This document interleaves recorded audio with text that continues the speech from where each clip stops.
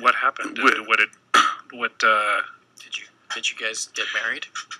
Well, no, we did not. This is not supposed to be a discussion of my personal life. But I'm just my evolution as an author. I'm just curious as to your background. I think it's valid. It's valid. Because, I mean, what did she do to you? Scott, there is a pernicious myth that someone questioning Valentine's Day is himself heartbroken. And I assure you, I do not have problems bedding a woman whenever I want. That is because women are weak. Women are evolved to be attracted to someone mentally fit and sharp as I am. And they are not funny. Women are not funny. And I do have a tremendous wit that they find attractive. And I find attractive the horseshoe look of their teeth in submission to my wit, as I see their heads rear back when a proper barb is delivered with just the perfect timing, the horseshoe of their dentures, as their head rears back. Presenting themselves. You have to ask another question. He can just go. Presenting themselves to the male, of course. I've heard that. In an act of submission. Laughter, of course, is an act of submission. You may notice that I'm not laughing at you, but you're all laughing at me like baboons. Thank you. But my question is, what was her name back in 24? Who were you? Gwendolyn. And I was going to guess Brandy. I was going to guess. I was going to guess Barb. Yeah, you've been drinking a lot, I have to say. I haven't. Gwendolyn is something I will never forget. But I do want to point out, I want to make the very important point that Valentine's Day is not a day for Gwendolyn to break the heart of Christopher Hitchens. I do not need any particular woman to make this heart beat. And in fact, one's emotions are not held in one's heart. And one's heart is not sort of a symmetrical shape as we are led to believe by St. Valentine. It is more of a blob that only has a physiological purpose. But Gwendolyn's actions against me, Gwen, you seem to be welling up with emotion. There are no emotions. Emotions simply are evolutionary reactions to stimuli that are around us.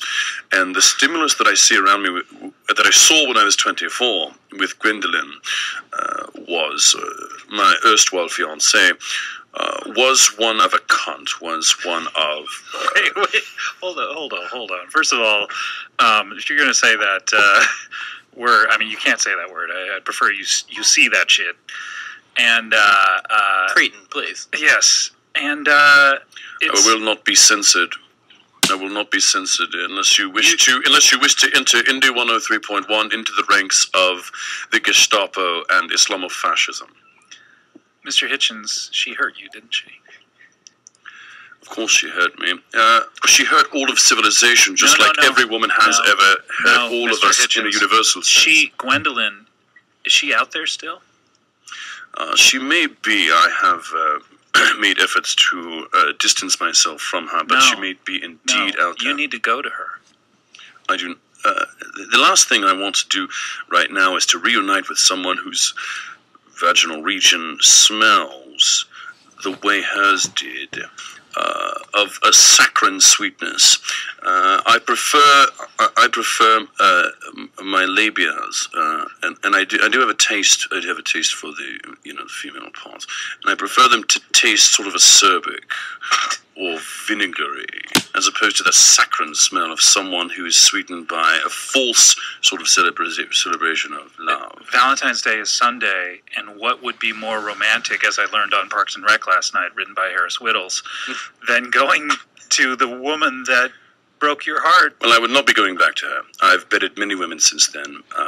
You need to get a hold of her and tell her how you feel, because obviously this is ruining your life. She has that vinegar pussy, or you want that? No, that's not the point. I don't think you're ever going to find anybody that tastes acerbic ever again. One does not need to get a hold of what has been the bane of one's existence.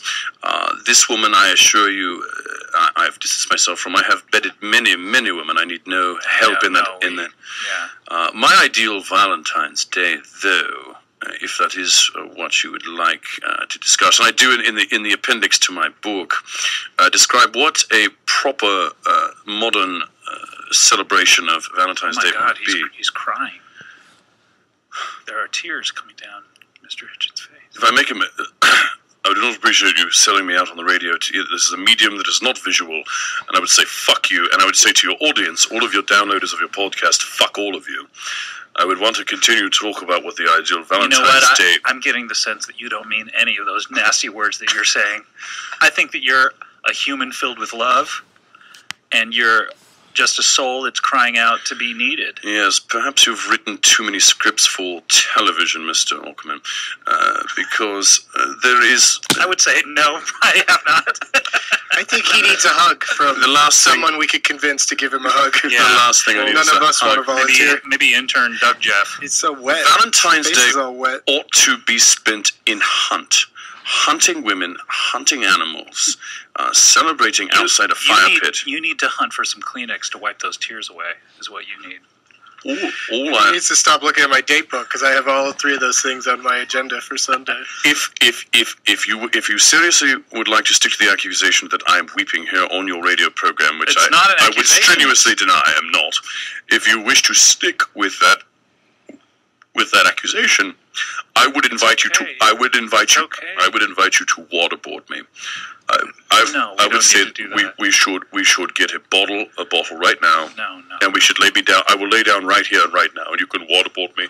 If you want to prove that the human species is incapable of enduring torture, then we must torture ourselves. Waterboard me now, Gwendolyn. Waterboard me now for love. Yeah. Let's waterboard him for love during the next song. Oh God. Waterboarding himself. Yeah, I know.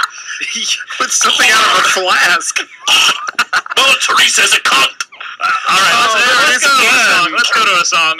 When we come back, we have a very special guest calling in to keep with the Valentine's Day theme. Let's go to the next song. We'll be right back. Comedy Death Ray.